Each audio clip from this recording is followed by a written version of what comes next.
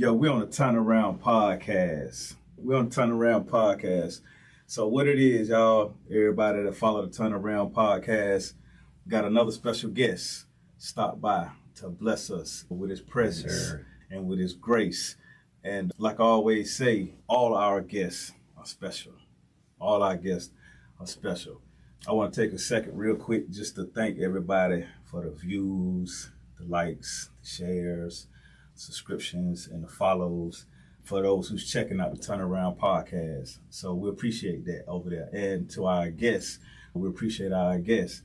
Bro, God, another special one for me, right? So I got one of my brothers who stopped by, come have a conversation with us at the Turnaround. This is, again, like I said, another special one. I got my brother Sha-Mel to come on out and sit down, spend some time with us and break bread at the Turnaround. Bruh, first of all, man, let me thank you. Oh, man, thank you, man. I appreciate it. It's an honor to be here. Yes, sir. Yes, I appreciate you, bro. Yes, sir. Because you could be anywhere else, doing anything else. You're a family man. You are a professional man. And you got a lot of positivity going on in your life. You could be anywhere else right now, but you decided to stop by the Turnaround. Bless us. Yes, sir. So I appreciate you, bro. Yeah. So this brother, now we grew up together since middle school. Way back. As early as middle school that I can remember, as early as middle school. And I was actually thinking, going into this, like, we've always played basketball against each other since middle school, like coming up, since middle school little boys. And I don't believe we've ever been on the same team at no point in time that I can remember. Man, you might be right. I thought about it. You may be right. Yeah, we've played against each other, but we've never been on the same team. Never been on the same squad. Right. I was thinking that too. Like, because I like how you, yeah, you know? Yeah.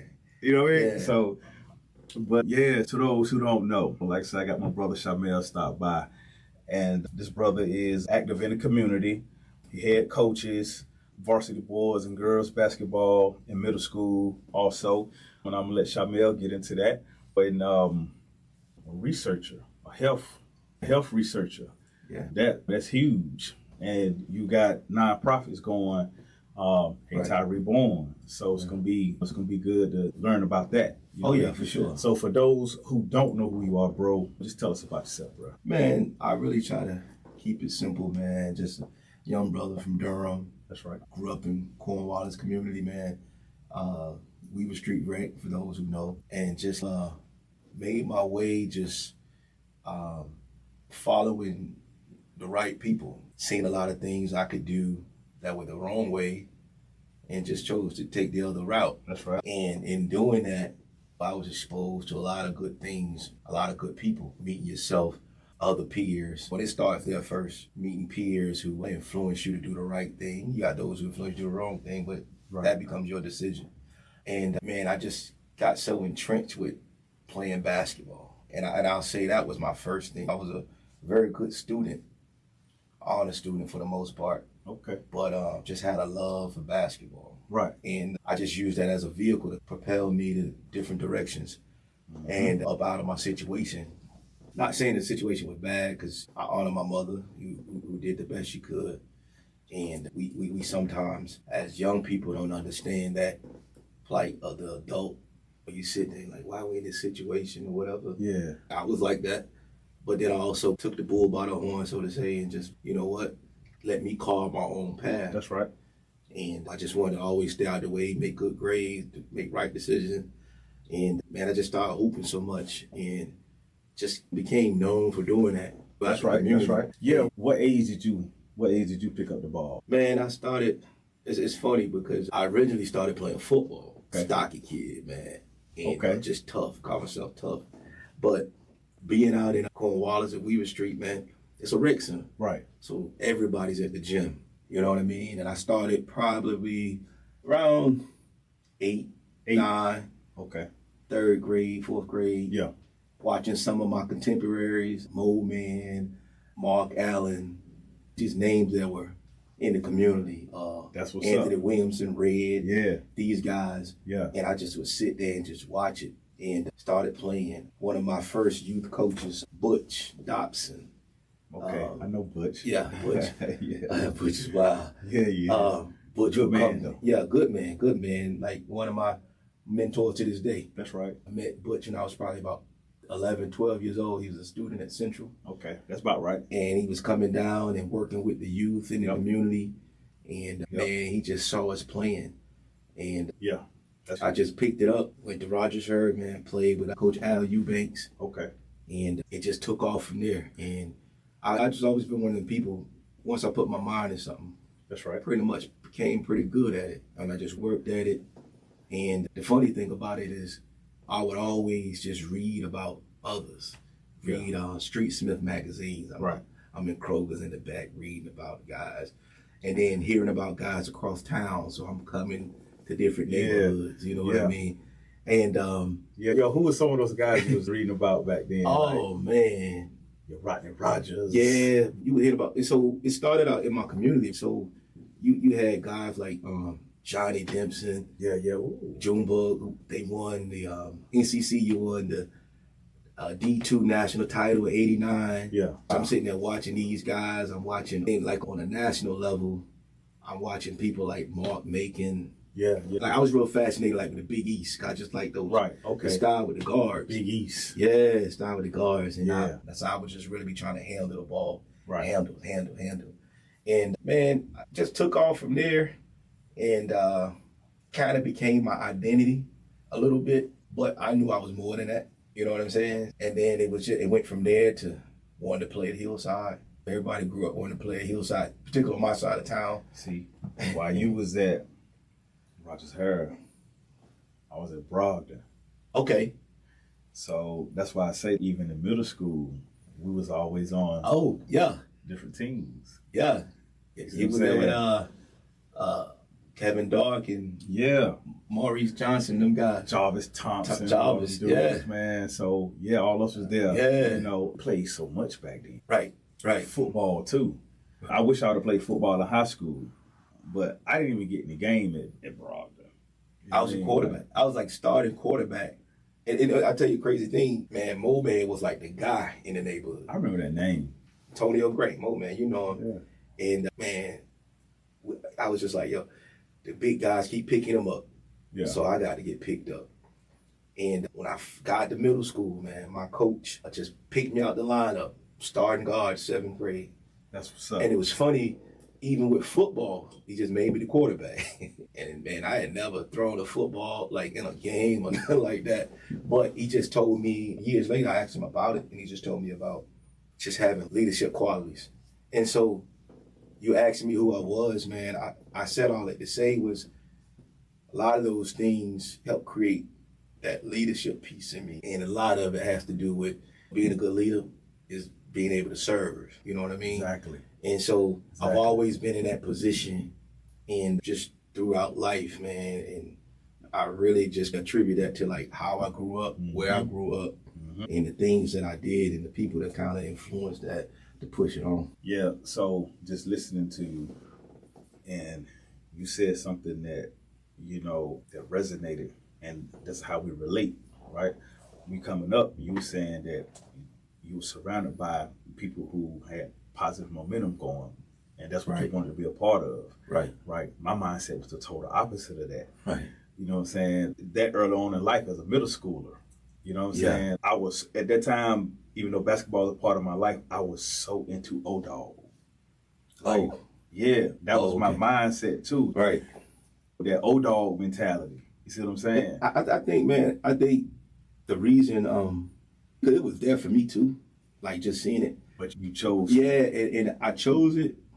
And also the guys, if it's a right way to do wrong, I should say, the guys that was doing wrong was like, nah, you going away from me. They wasn't recruiting young guys to do wrong. Yeah. You know what I mean? They were like, hey, I see something in you.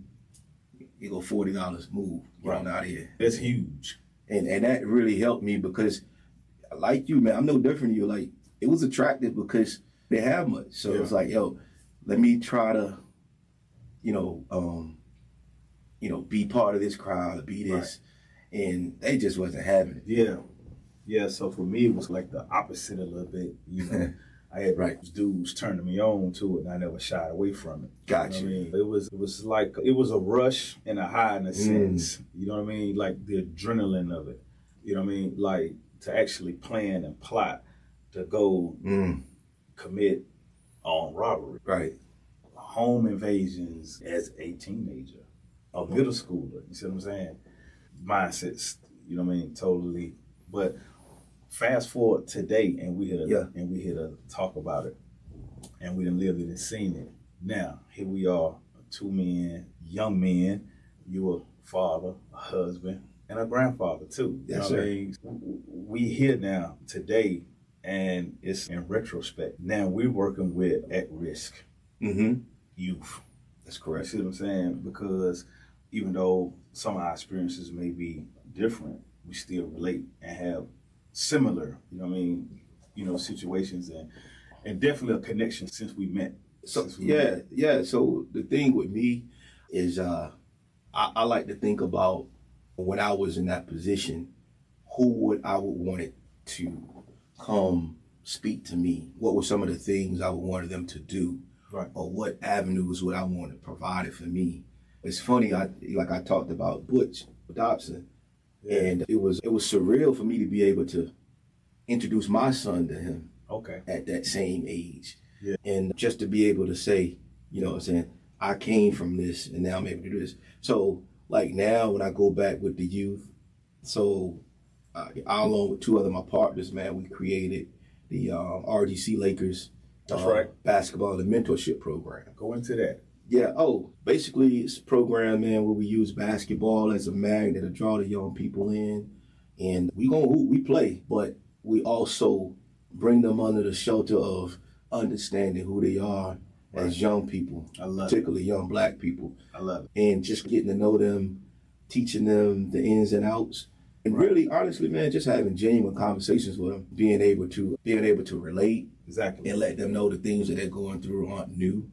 But here are some other avenues to deal with it. That's right. That's right. That's right. I've been doing that, man. It's going on probably about 10, 12 years with that. Impressive work ethic. Man, appreciate it. And the thing is, we just been in the trenches in Durham. The other piece of it is we allow them to go. We play tournaments in the Northeast, up and down the East Coast. We'll allow them to see other things outside of Durham, because believe it or not, man, it's a lot of young people who never even been outside the city. Yeah. Right. You know what I mean? Right. And I can remember being young, and man, I'm living in Cornwallis, but my mom take us to Riverview movie theater, right down the road, Rochford Road. That's right. And I go back to school the next day, tell everybody we went out of town. yeah. You know what I mean? So, because my circumference was Cornwallis and that side of Durham, I hadn't been past the bus terminal downtown. Yeah. You know what I mean? For those who know Durham. And back then, come from that side of town to this side of town. Like, oh my God. Listen, I told him, I said, it's a restaurant over there called Captain D's. They got some fish that is crunchy. And you know what I mean? I'll go back to school and I'm telling them something. Yeah, straight up. It's just all about exposing the young people to something different. Yeah. A funny story, coaching a young man about 2 years ago and taking him home. I said, hey, man, where you live? He said, oh, just go down here this way. All right. He said, yeah, make a left and go down here. And before we know it, we in Cornwallis. And I'm like, man, you live in Cornwallis? He's like, yeah, coach, I live in Cornwallis. He said, this ain't my house. I said, I know. I pulled in the park. I said, that's where I used to live, right here. Coach, you live in Cornwallis? Yeah, man. I said, don't ever be ashamed of where you live. You know what I mean? He said, what you mean? I said, because you didn't want to tell me where you live. Yeah. Thinking I wouldn't take you. Yeah. And the thing is, man, I just want to get our young people to understand, like, just because you start at a certain point, you don't have to end up there. Yeah, that's beautiful. You know what I mean? So that's pretty much it, man. And see, that's what it's all about. See, we men of vision. See, that's what it's all about. Pulling them up, pulling them along, and letting them know it ain't gonna always be like this.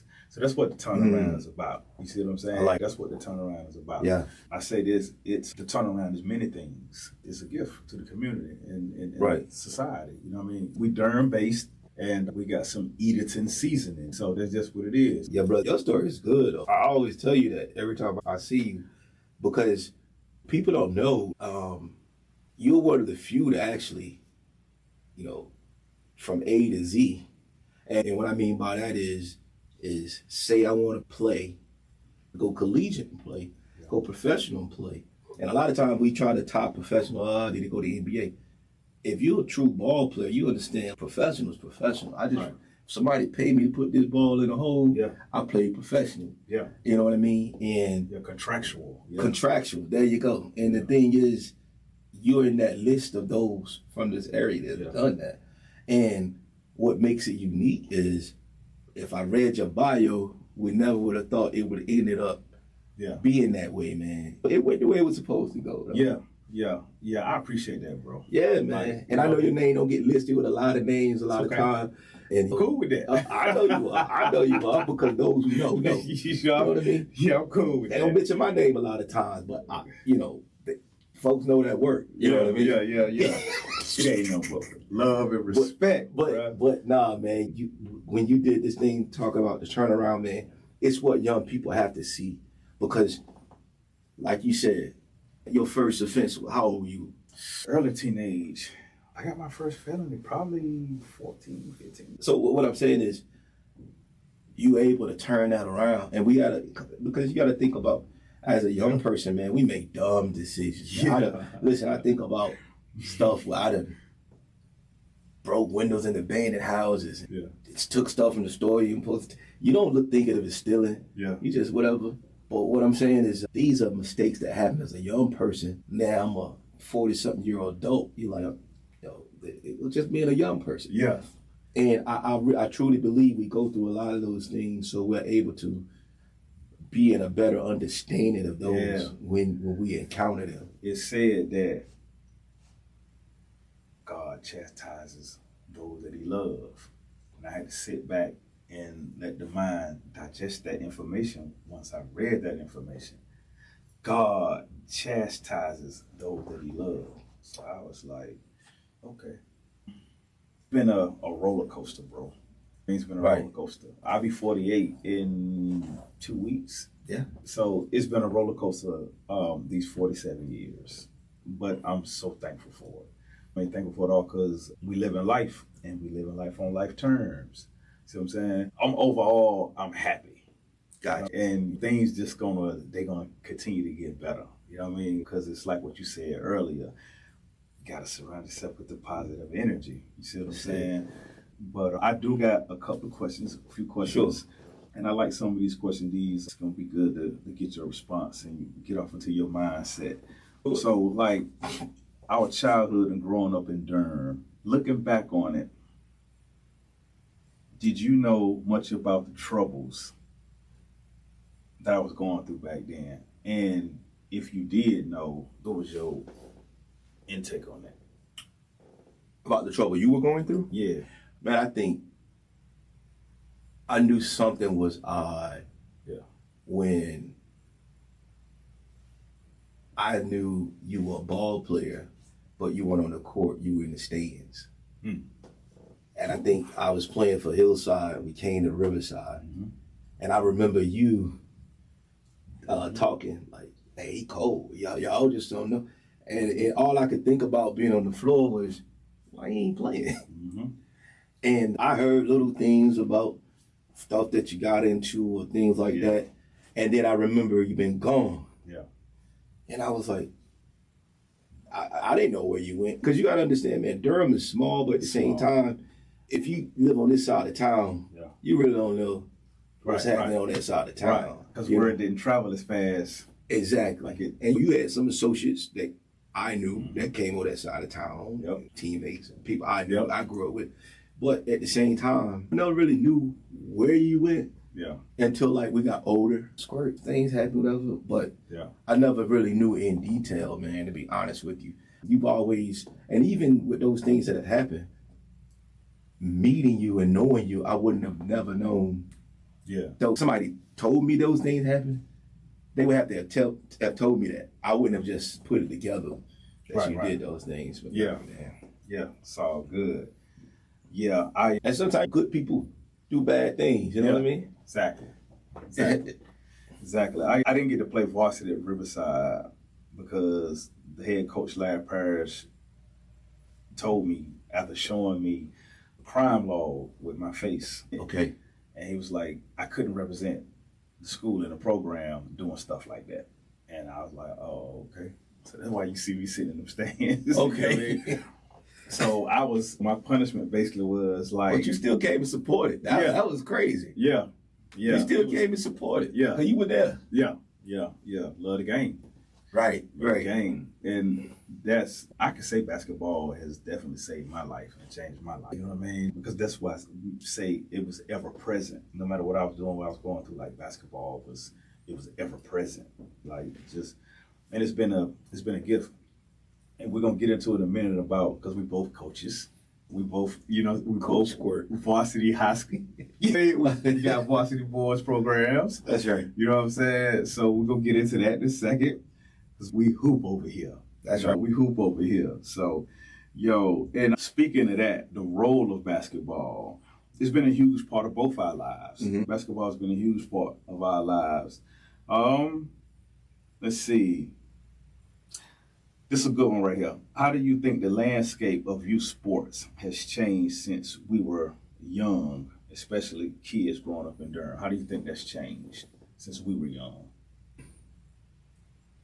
I think a couple of things. I think the respect for those who came before you. I don't think this generation really has that. And I don't know whose fault that is. I don't know if it's their fault or is it those who come before them not, being available. Yeah. And by that not happening, I think the games, particularly basketball, I think the game has suffered. Yeah. Far skill-wise, far as development. Yeah. Coming up, we didn't have any trainers. Right. You know what I mean? It was old heads. Trainers. Yeah. First of all, you had no money to train. You know what I mean? But it was the old heads who, at the park, at the gym, when we pass the G, you shoot it. They give you assignments in the game. But now I think we're in a generation where, not negative, but I think LeBron, and I love LeBron, but I think he messed the game up in regards to the bro code. Mm. And what I mean by that is, I ain't trying to get your jersey after the game. Yeah. You know what I'm saying? It's competition. And I think a lot of times the competitive piece is missing. Yeah. Or I'm going to leave such high school and go to this high school and go be with them. I'm going to do this. Like that stuff is trickled down. Yeah. And it's made our young people to the point where if I'm not successful, instead of working hard, I'll just go here. Mm-hmm. You know what I mean? Whereas, I stood on the hill of C.C. Spalding looking over at Hillside saying I want to play there. Yeah. And did the things to try to do that. The landscape in regards to the young people, I think they definitely miss just being able to wait your turn. Mm. Everybody feels like it's their turn. I always say they want it like at the tip of their thumb. Yeah. Just as quick as hitting the send button. That's it. You know what I'm saying? That's it. Like, a lot of them don't want to, like you said, they don't want to put that work in. That's it. And some of it is society, man. I got two sons, man. They love to hoop. But at the same time, when they was coming up, I had to take them somewhere because, unfortunately, I couldn't just let them walk to the park. Yeah. I couldn't let them just, that's how we can. And you learn the flow of the game. You learn the etiquettes of the game. You learn how to call necks. You know how to hold your necks. You know how to pick a team. You know what I'm saying? You a GM, you know how to pick your team. You know how to, all those things where society moved on and time moved on, we generated the atmosphere for them to hoop. Right. Oh, I got a set time at the gym, set group that's going to be there. Yeah. And all that. That takes away a little bit from the rawness of going from neighborhood to neighborhood park, seeking out the competition. And that's right. We heard y'all can hoop over here. But we finna put that to the test. See, and that's what I'm saying. And some of that wasn't, they weren't able to do just because of times change. Yeah. And I think that took away from a lot of it, man. Yeah, it's so much Bro, I already know it ain't enough time in the world because you could chop it up forever. We could touch on so many different aspects of things, you know what I mean? Because both the minds are vast. But we done seen Durham just evolve. And I love the Bull City. We both love Bull City. Yeah. You know what I mean? And he rode, man. It's evolved and he rode. Yeah, what's some of your hugest memories about just coming up in there? Man, I think about going downtown, smelling the tobacco. Yeah, see? You know what I mean? That smell. And just, I was a city bus kid, right? So I would be on the city bus, go downtown, walking through Woolworth. Yeah. Just being able to, man, simple things, just get on my bike. Yeah. And ride up Fayetteville Street. Yeah. Central. Yeah. Homecomings used to be. Yeah, parades, God. things like that. Yeah. I think standing room only outside. Right. You know, as I got older, you know, just being able to participate, things like the Bembe and things like that. We got older, we got in the club scene, we got things like that. I think Durham in itself, for the most part, has changed for the better. I do think I agree. But I do think it's lost a little sense of the community piece. Yeah. Everybody's more like, this is my circle, this is my circle, this is my circle. Right. You know, I grew up where, believe it or not, man, you can go in any neighborhood. Yeah. You know what I mean? And I can go to Fayetteville Street, I can go to Parkview. Yeah. I go to the South Side, I go to the West End. You know what I mean? I had friends in all these areas, you know what I mean? Yeah. I come out the Kirkwood, Bluefield. Like, I could go to these places, and I think what our young people have got misconstrued with some of the violence and some of the territorial things that they hang on to is, man, we've always been connected. Yeah. You know what I mean? People might have had a little riff here and there, but for the main part, we've always been connected. And that's the part I miss with Durham, particularly like Black Durham. And that was my whole piece, joining up like with the Hayti Reborn movement. Because, you know, Hayti is like where it all started. That's right. And I'm working on that project with former Chief Chalmers, Steve Chalmers. Okay. And he heads that piece. Yeah. Along with the co-director, I believe her name is Lisa Jones, I believe it is. And it's just been one of those things that I chair the recreation piece. Right. You know what I mean? And it's just been one of those things where I wanted to be a part of because I love old Durham. Right. And I'm not against advancing. Right. But I just love old Durham where, you know, we'll a squirt and a Sha-Mel from two different sides of town could still hang. Like Professor X and Magneto coming together. And there you go. You know what I'm saying? I like that. Professor X and Magneto coming together. Like you feel me? Like, I'm X. I guess I'm balls. I'll be Professor X. And I'm bending metal. There you go. You know what I'm saying? With the mental steel. You know what I'm saying? Mental, so man. If they don't understand, they gonna understand. Yeah. And look, speaking of that, just the impact with the youth and the community here in Durham. With the RDC Lakers and the Hayti Reborn movement, how do you see basketball intersecting with community development? Man, a couple of things. Like, we got some projects that we're trying to develop. We're trying to bring back like the Midnight Madness piece. Yeah, remember Mr. Hoop, Friday and Saturday nights. I think that time frame was like 10 to 1. Yeah. You know what I mean? Them scary hours. We had the young people. I remember the night flights. Night flights. So we had the young people in the gym, and at the same time, we having positive people like yourself and others coming and speaking to them. Right. You know what I mean? That's huge. Yeah, man. We got that on tap, and we're trying to launch that, get that going. We've been working with the city. Not to cut you off, but you're fine. God bless the dead. Me and James King. Oh, yeah. We went to war. Oh, yeah. A Carrington night flight. One night. James was at because they had on this side of town. That's right. Yeah, James was at Northern. He was with the high top. Yeah, and he had that like a Larry Johnson build. Yeah. Back then. It was my AU teammate. Grown man. You know what I mean? God bless the dead James King. But we went to war against each other one night. But think about that. Think about for 3 hours, Squirt wasn't thinking about doing a crime or thinking about doing something wrong. You know what I mean? And now you multiply that times 50 young men. Yeah. You know what I mean? That's the type of things with the Hey Ty Reborn, like we're trying to do. That's huge, because the difference in that is we didn't have, like you said, older guys at those night flights mentoring, and we just hoop. Yeah, we just hoop. So add that next piece. And as far as, like I said, with the RDC Lakers, man, we have from 3rd grade through high school. Okay. And that's the 3rd grade. The grade school is more developmental things like that. And then as they move on to high school, I think we, in the last 6 years, I think we have over like 25 kids that went off to college and play. Various levels. Yeah. And man, that's just been instrumental in regards to like just grabbing them young people, man. Just grabbing them. And a lot of my training with that, man, I'll be honest with you, is just a lot of it's like a spiritual background. Right. You know what I mean? Just honing in on who I am as a person and things that I felt like I missed. Yeah. And now I try to say, okay, because I do a lot of just retrospective, like thinking back. Me too. And I'm like, you know, reaching back. How would I have felt? How would I have wanted somebody?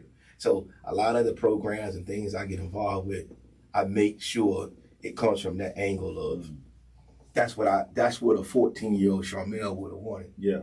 You know what I mean? Yeah, it's been good, man. That's huge. You know what I mean? That's huge. And it's very much needed. You know what I mean? There were programs when we was young. I don't know how much of an abundance and how available they were, but there was some. But like I say, I was doing all the wrong things. Like when my Riverside compadres during the summer, or my Tuning compadres abroad, you know, they were going to basketball camps in the summers. Right. I was either on the 7th floor or at a juvenile lockup boot camp. You see what I'm saying? They come going to these camps, and that's where y'all colliding at. Man, like you name those things, and I adopted this philosophy in regards to experiences, man. Yeah. And it's I don't rate experiences, man. I don't say like a good experience or bad experience. I just say experiences because it's necessary. Yeah. You know what I mean? And I start looking at it like that because even in a bad experience, something good happens out of it. And even in a good experience, it has some hiccups in it. Yeah. So you know what? They're just experiences. Right. And when you start looking at it like that's right, the expectations change. Yeah. You know what I mean? I tell you like this, my father was killed when I was 14, my freshman year at Hillside. Freshman year at Hillside, my father was killed. Got a phone call, my grandmother crying in the background, my cousin telling my father got killed, whatever. And that's 1991. Yeah. It wasn't until 5 years ago that I understood why that happened. Wow. Here it is. I'm coaching. Yeah. Young lady, her father dies her freshman year, yeah, right before tryouts. And I'm able to now pull on that experience and relate to her. Right. You understand what I'm saying? Right. So it was like, it was emotional for me because as I'm talking to her about, because a lot of times people say, I know how you feel, whatever. They really don't. Yeah. I genuinely knew how she felt. So I'm talking to her, walking her through it. Yeah. Your father will still want you to do this and do that. You gotta do this. But as I'm talking to her, I'm talking to myself like, dang, oh, this why I went through this. Because I'm seeing like, why would Allah allow a 14-year-old to experience that kind of pain? It's for now a 41 to 42-year-old to be able to explain it to another child and pull them through it. So was it a bad experience? At the time, but it was an experience to help others. And what I've just learned is don't be selfish with your experiences. Yeah, yeah. Because you're able to tell a young man, hey, that 7th floor ain't what you want. Or he already been up there. Hey, I know what you went through up there. Yeah. And so you use those experiences, and I just tell people, don't be selfish with them. Yeah. Talk about them. Help somebody. You know what I mean? Exactly. Again, that's what the turnaround is all about. Yeah. So it's monumental and pivotal, man. So those experiences, like you said, they all shape us. There you go. We both products of our environment. We products of Durham. I always say half Edentonian, half Durham, Mike. I love it. You know what I mean? Like, yeah, I'm from Richmond County. I'm from Rockingham, so Okay. Yeah, I'm down the way. Yeah, Is that going down US 1? exactly. Lauenburg, you know where so the Speedway racetrack. That's where I'm from. That's one of the youth facilities. It's a camp down there. It's Hoffman Correctional. You get the Hoffman, Yeah. and then you get the Hamlet. I was born in Hamlet, man, North Carolina. Okay, down the other way. Yeah, man. Chicken plant. Yeah, okay. Yeah, see, now they got some chicken plants up in the country where I was born, Right. Edenton. Shout out to the E-Town. Y'all know I love y'all up there in the E-Town, man. Y'all better act right up there in Edenton. What's going on with y'all, man? They know what's up. Yeah, man. Yes, sir. But yeah, they got the Purdue up there, Coleraine, and up in those counties up Gotcha. there. You know what I mean? With the agriculture and the more smaller parts of, Right. of the state, you know, Hamlet. I'm sure that's small like Edenton. Yeah, Hamlet, home of John Coltrane. Okay. What else? I got to shout out Hamlet. Yeah, it's home of John Coltrane. The other National H-Town. National Railroad Capital. Yeah. It's like the railroads. That's right. Shout them out. Yeah, man. And I just got family there.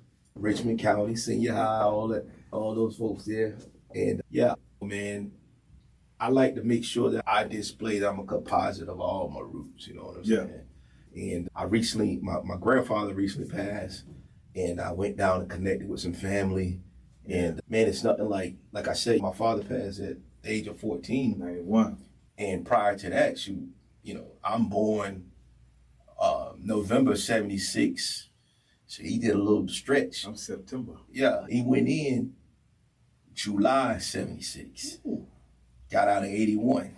I'm 5 or 6 years old before I lay eyes on him. Yeah. But he named me through the phone, Sha-Mel Jabbar. That's what's up. You know what I mean? And so that let me know what his mind was like in there on some righteousness, being touched. And that's been part of my journey as well. You know, Right. 2012, you know, I took my Shahada. Yeah. And birthed me into the Nation of Islam. That's what's You know up. what I mean? And I felt like I completed that cycle of what he was going through in there. Because I ain't got to explain to you, when you're in those environments, you have to latch onto something that's solid Right. and strong. Right. You know what I mean? And that was just confirmation for me. That's what he did. Yeah. Especially if it's natural. And like Islam is my love and passion also. Likewise. And yes, sir. it was around 90, 91 when I was first introduced to Islam. Okay. Yeah, it felt more natural to me than Traditional. right. Because growing up, my mom always used to make me go to church. And St. John Baptist. And I love the Shout out Walltown community of St. John Baptist. But started to just study, put my mind into the books. And I'm a huge reader. I love to read. Right. That's something about me I think many people probably have no idea about. I like to put my mind inside a book because if you want real answers, then you got to seek that knowledge. Yeah. What Allah say to the Prophet Muhammad? Ikra. Yeah. Read. Yeah, you know what I'm saying? Nickname Intelligent Hoodlum over here. Okay. Yes, sir. Because I feel like me personally, I spent so much of my youth, man, making bad decisions. My mom ain't raised me like that. Like she went and worked 2 jobs to try to support me and my brother. I met your mother. Yeah, I know your mother. And that was what made me turn around because I had to sit and not be selfish and think about her. You know what I mean? And the things, because I was taking her through unnecessary hardships out of being young, like I said, making dumb, stupid decision making and then running with, you know what I'm saying, just piranhas. And we just want to get our teeth in some flesh. You know what I'm saying? Like, bro, we was in the mix. I'm glad you got it together. Yeah, me too. Because they got a place. They got a place for people like that. For some of you out there who don't believe doo-doo stink. And this is another episode where I said I was going to purposely watch my foul mouth because your following don't want to hear my foul mouth, and rightfully so. So, but, you know, out of respect for them. Hey, so, brother, this your spot. But yeah, I respect my guests. You're a man of intelligence and a man of God and a man of Allah. So I said I'm going to watch my mouth. But we just did an episode with my biological sisters not too long ago, and I made sure. How was that? That was touching.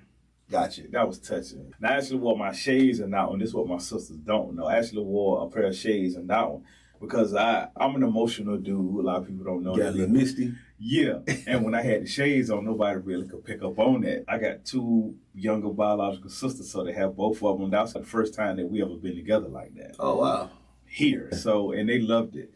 So, but we all learned something about each other, just like I just learned something about you today that I didn't know. Right. But yeah, it was fun, man. It was fun having him here, man. So, That's good, you know, looking forward to family's everything. Yeah, it is, man. Like, in you're a family, man. So, I'm not that fortunate in life yet. You know what I mean? So, you're a family man, a grandfather. Yes, sir. I don't even have kids, but just walk me through it. I don't know the ins and outs of none of that, but just how does that make you feel, man? Listen, man. So, just a little background. We're a blended family. My wife had 3 children. I had 2.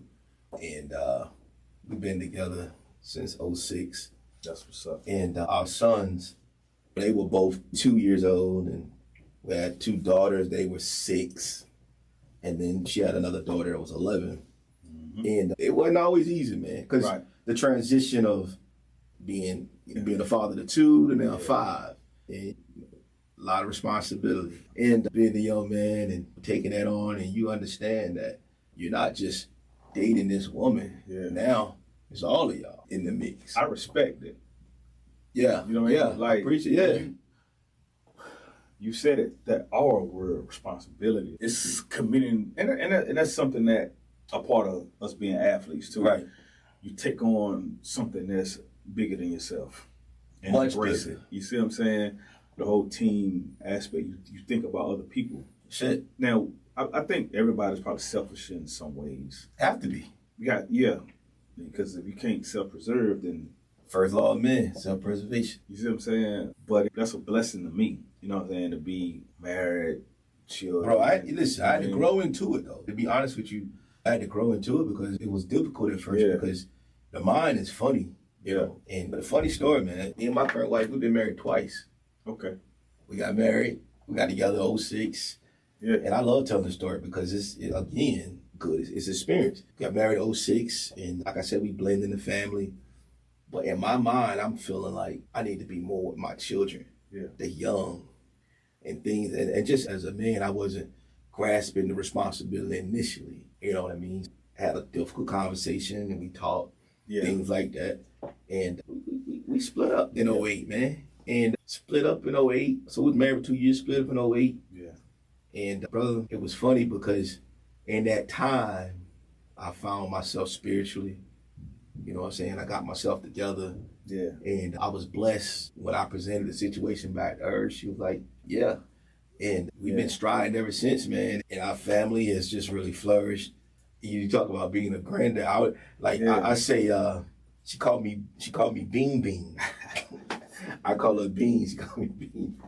That's I Granddad, I couldn't get with it. Yeah. I was like, man, I ain't no granddad. But, and it's been a joy. It's one of those things. If that don't humble you. Oh, man. When she got here, we was just like, you know, because naturally, you know, our daughter, when she told us, you know, she was having it, we were like, man, you know, she about 24, 23, 24. So we're like, we want you to do this in your life, do this. And again, them experiences, man, where you look at it, quote unquote, as a negative thing initially. Yeah. And now you can't imagine her not being here. Right. You know what I'm saying? Yeah. It's been good, man. Yeah. It keeps you young. Yeah. I have fun. I look forward to it one day. Oh, brother, you will. You'll be a great husband. I appreciate father, grandfather, man. Because the thing is, you'll be able to share who you are. Yeah. With them. And that's the main thing, man. You share who you are with them and everybody kind of recharges each other. Yeah. You know what I mean? My son. Yeah. And even with him, he going through some difficult things right now. Yeah. But I told him that it's necessary. Right. It's necessary. Yeah. And I'm enjoying it because it's making a man up. Right. Yeah. And that's what trials are. What you say? He chastises? Yeah, he chastises us. Chastises. God chastises those that he loves. And that's it. Chastises those that he loves. That's it, man. So yeah, I'm enjoying being it, man. It don't really age me. You know what I mean? Yeah. I said that. I said, yeah, man, one day when I get blessed with that type of favoritism, that it was gonna keep me young And just talking to older people, I do believe you have to have some tremendous patience. And I'm a patient man. I come across people who don't appreciate that. But having the right, having the, not interrupted, but having the right partner is the first piece of creating that environment. Having the right person. Not perfect, but the right person. Because none of us are perfect. But it's like having that right person, man. And once you have that right person who understands you, you understand them. Then you know how it is. Now we build. You know what I'm saying? We here to build, not destroy. So let's just continue to build. And if we is gonna destroy, we're gonna destroy what's negative. That's it. And build on what's positive. That's it. And that's the lessons teach us what? Focus on the best part. Yes, the thing, I appreciate that. Maybe today ain't so different than a few hundreds, thousands of years ago with people in the community. Just they didn't have social media. You know what I mean? Who's to say our generation wouldn't have cut food if we would have had social media back then?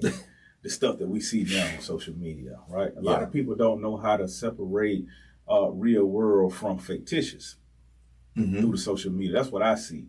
And it's talked about in the Bible and how it's talked about as far as many shall flock to clamor. Right. My interpretation of that is the masses being equate to superficial. Yeah, I look at it like this, particularly like with social media. It's an environment where you can recreate yourself if you want to, if you need to. Me personally, man, I look at it as a space to educate, to learn, discard what I don't want. You know what I mean? But I think the true learning and the true growing happens with person to person interactions. And then if I'm able to look this man in his eyes, look this woman in her eyes and face, and I can tell what they mean, what they're saying. You can't do that through a phone or through a computer. You know what I mean? I get asked all the time, like, why are you looking at me? You were talking. But see, people aren't used to folks looking folks in the eyes when they talk.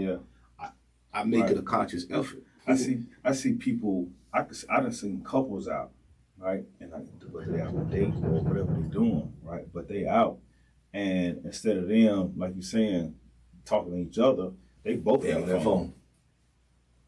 And I'm looking at that, but I'm like, I can't get with that. You know what I mean? Or I done been in my car pull up beside me. It could be 4 people in there. All 4 of them facing the phone, even the driver. Wow. Yeah. And I'm like, I'm at work. I see people facing the phone. And I'm just trying to figure out, like, am I missing something? But we miss so much when we do that, man. And we're all guilty of it to some degree, but you have to make a conscious effort. So me and my wife would go out to dinner. Put the phone up. Right. Because the thing is, we have to tune in. We got to be able to tune in, man. And that pineal gland is real. So we have to be able to have conversation, touch, feel, conversation. That's what we're built on as people. I laugh about, from a basketball standpoint, my sons, they used to be playing the game. And I said, they said he was going to the park. To the park. I was like, what? So on the game, it's an actual my park. So they go to the park and call next on the video game. Oh, wow. I said, you can go do that at the real park. But this is where they've taken our minds to. You know what I mean? And proliferating. So children aren't outside playing and couples aren't talking. Everything is... I just honestly feel as if we need a reset, man. You know what I mean? A reset in regard. We take one whole day, maybe in a week, where we ain't even on the phone. We just talking to each other. I don't want to sound like I'm attacking this generation in sensitive era, but I feel like the mindsets are short. You know what I mean? Like, you can only get people's attention for maybe 2-3 minutes tops, and they already on to the next. Try to live and let live. But man, real quick. Man, we going into the basketball season, and like I said, I know I'm looking forward to it because, coach, you know what I mean? Then we got our coach. Because I'm the fun from it, the competitive aspect from it, and for me, I'm all about conditioning, and the schemes. There you go. I got some schemes out there that the opposition ain't finna be ready for. You know what I mean? And my players, they've been playing soccer. So I know they in some shape. They've been playing soccer. The Lithuanian playbook. Yeah, man. We're gonna hit them with some stuff. Floppy. Yeah, we're gonna hit them. Yo, man. Yeah, man. I'm excited, man. It's a new, like you mentioned, it's a new dimension for me. Just a little background, man. I started doing school ball probably about 9 years ago. And shout out to Phil Hayes, man. Phil, I was on staff at Shepherd with the boys. Okay. And working with him. And next thing I know, man, the principal was asking me that I want to coach the girls. Yeah. And then my mom like, man, I ain't never coached no girls. So I go to Hayes, I'm like, man, you think about me coaching the girls? He was like, it's just basketball. Yeah. And it was like, a light went off. And I was like, oh yeah, it's just basketball. Yeah. It ain't girls or boys. Man, one of the best coaching experiences I had in my life for I coached the Shepherd girls for middle school girls for 4 years. Okay. I think we lost 3 games. I know. Like we really turned the city on, like to middle school basketball. Yeah, and I remember that. I officiate. That's right. We created a whole environment there, man, with the music, with the games, and the young ladies really perform, man. I know it. and I did that for 4 years. And shout out to Coach Sylvester Graves, asked me to come over to Hillside. Yeah. To come help him on the varsity level with the girls. That's what's up. Hillside Hornets, what up? Yeah, man. This is a Riverside and Hillside connect, but this is a Durham connect. So That's right. We Bull City up in here. He just Hillside side of things and the Riverside side of things. So we blending the baby, the sides. You know what I'm saying? The River Hill side. Yeah. But yeah, man, that's what's up, man. I want to let people know how they can reach you, whether it be IG or... Yeah, man, you can reach us, RDC Lakers, on Instagram. Just type it on Instagram, same as Twitter, RDC_Lakers for both. I kind of man both of those things there if you want to reach out to us. Our basketball season, Hillside Varsity Boys kick off. First home game, November 18th. Yo. You see Durham in the building. I'm truly excited about that, man. Just being homegrown. Let it be known. Homegrown, having played there. Shout out to my guy, Richard, Coach Lee Worthy, man, who did a tremendous job there the past 8 years. That's what's up. And he's moved on to other things. That's what's up. Man, I'm just honored to sit in the seat. That means a lot. You guys are Hillside. That means a lot. So it's my brother. Yeah, man. Yeah. To have y'all there at that helm like that, that's gigantor in the community, man. Nothing but respect from my way, man. And wish you nothing but great success out there. Likewise, brother. That season coming. Yes, sir. Yes, sir. Hey, man, go rock out. Yes, sir. Go rock out with that. You know what I mean? I'm going to be tuning in. Yeah. I'm going to be tuning in. Yeah, man. We finna wrap it up, Matt. We finna wrap it up in a few seconds. But anything else anybody else you want to send some shots out to? Any other messages you want to get out there? Whether it be basketball or overcoming adversities, anything on your chest you want to say to the community? Man, I just like to tell everybody, stay grounded, man. Stay grounded, fight your fight. Yeah. You know what I mean? Don't look left, don't look right. Yeah. Stay focused and make the main thing. Yeah. And to the young people, talk to somebody. Yeah. Talk to somebody. A lot of times I think they're confined in each other. Yeah. And they all going through the same thing. It's like the blind leading the blind. Right. And you gotta sometimes, brother, you gotta speak to somebody that's on another level. You know what I mean? Like for me, and I'll just say this real quickly. For me, I've pieced together great men that I've met throughout my life. That's right. You know what I mean? Say that again for somebody who might not have caught that. I not having a father in the sense of just being there every day.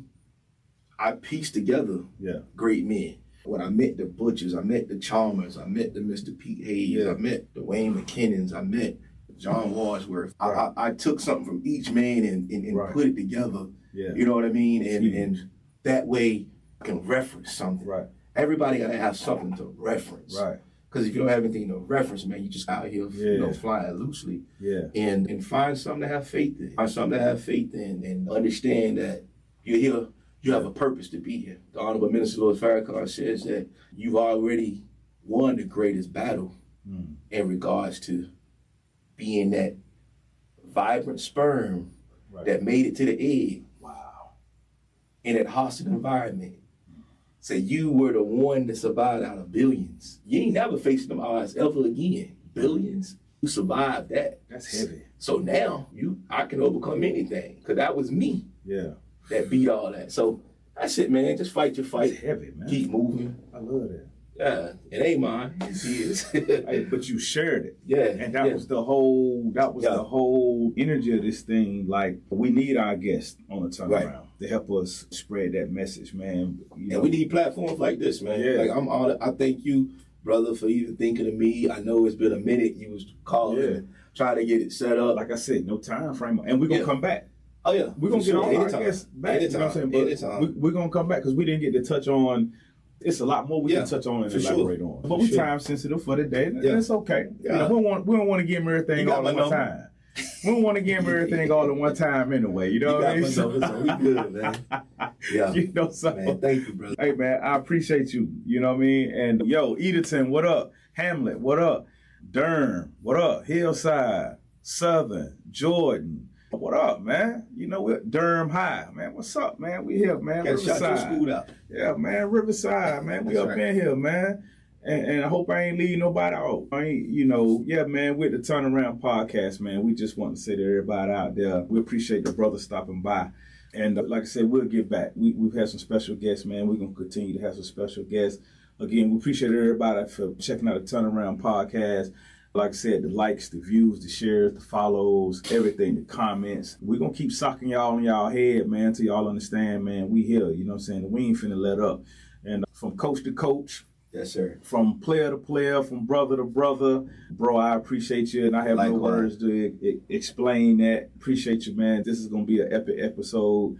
Like I said, man, without Mac and without TJ, the turnaround wouldn't be what it is. You know what I mean? Shout out to them brothers, man. You see what's going on, man. They got some very remarkable insights and energy with them. And I'm fortunate, man. So, we're going to wrap this thing up. And to everybody out there, man, just, Sha-Mel, you got any last remarks? Man, for me, man, just keep pushing forward. Sha-Mel, any last remarks? Nah, I'm good, man. Thank you for having me, man. And that's what's up. That's what's up. Yo, you can catch us at the Turnaround _ podcast on IG, or you can hit me up, you know what I'm saying, at Bull City Legacy 23 on the IG.